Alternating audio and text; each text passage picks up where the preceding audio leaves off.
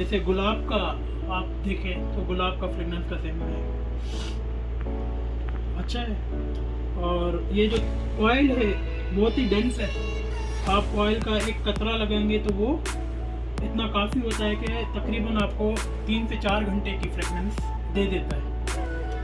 ये इन्होंने एक स्प्रे दिया हुआ है अरेबियन ओud का, स्प्रे का कोई नाम नहीं दिया हुआ, इन्होंने गिफ्ट पैक में इस स्प्रे का कोई नाम सजेस्ट नहीं किया, ना ही इन्होंने मेंशन किया हुआ है।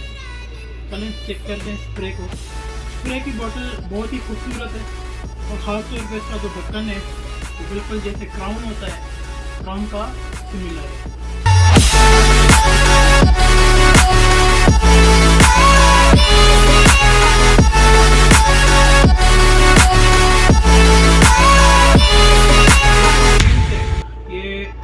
सिट्रसी फ्रेगनेंस है, ऐसे आपको फील होगा जैसे आपने कोई ओशनिक कोई मस्की कोई परफ्यूम अगर लिया हो जिसमें थोड़ा सिट्रस का अगर आपने कोई एसेंस मिला दिया हो, तो ये मस्की प्लस सिट्रसी इसका फ्रेगनेंस है।